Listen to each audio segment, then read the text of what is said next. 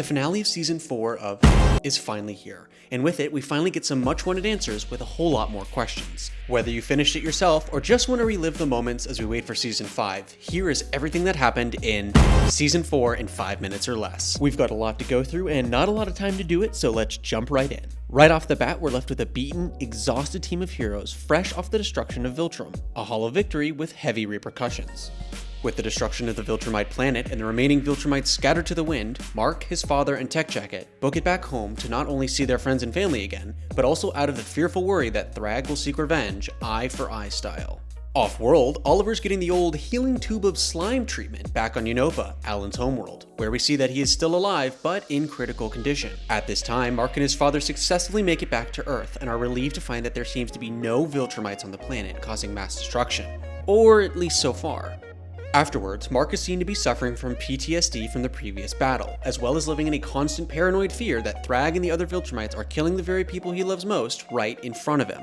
At the same time, Nolan goes around continuing to try to recoup his connection with his wife and relive some of the moments before he left Earth. Debbie is not having it despite Nolan's insistence.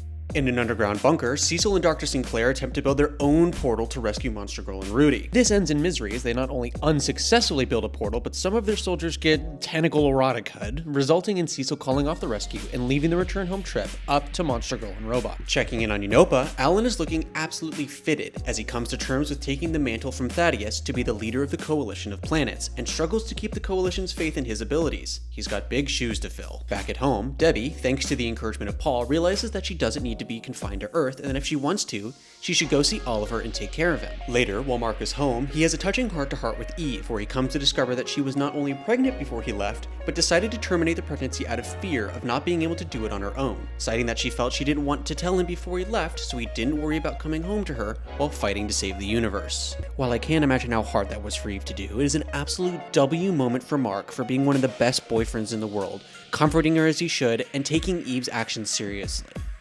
Nolan, on his greatest hits tour of the planet, spends some reflection time at the place he absolutely obliterated Mark before running away from the planet. Cecil decides to visit him, as Nolan tells Cecil he almost died fighting the Viltrumites. Cecil, being the little portal pigeon that he is, confronts Nolan and ultimately leaves him with an ultimatum: that he must die almost 2,341 more times to make up for all the pain and suffering he's caused. This number is a callback to the exact number of casualties caused by Omni-Man during his brutal battle against Mark in Chicago and on Mount Everest. With her mind made up, Debbie and Nolan head back to Europa, where Debbie begrudgingly takes Nolan's help to see the person she has grown to love so much, despite how she feels about Nolan.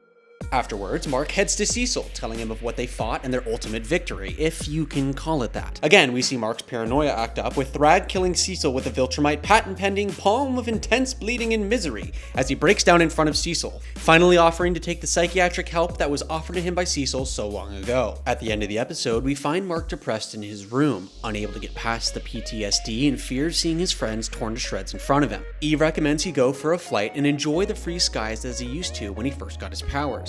He obliges, and the time in the fresh air seems to have the right effect. That is, until he sees Thrag, who is absolutely aura-farming, waiting for Mark at the edge of the sky. It's clear Mark is unsure if this is another one of his hallucinations, or if this is the real thing. Thrag confirms that he's not only very real, but also lays forth a proposition that could potentially have real consequences for the future of the Earth.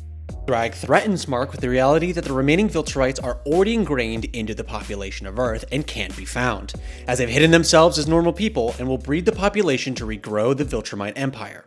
Should Mark deny this proposition, the Viltrumites will lay waste to the planet and bring it to the same demise as Viltrum. Now, faced with the impossible task of taking down 40 Viltrumites or saving the entirety of the population, Mark makes the final decision to not only save his friends and family, but the future of the two species. Mark begrudgingly agrees to the terms, thinking of the death of those he holds most dear. At the end of it all, Mark asks himself a simple question: what have I done?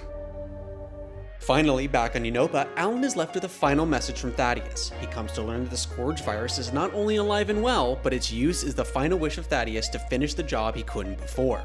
With this, Alan is left with a similar choice to Mark, either taking out the Viltrumites, Earth, his friends, and saving the universe, or trusting in Mark and Nolan to finish the job on their own. And that's it. This was an insane finale to season 4 of, and we can't wait for what's in store in the future. Anything we missed or special Easter eggs you caught yourself? Let us know, and keep your eyes locked here on the Prime channel for all things as we dig deep into everything that's happened while we wait for season 5.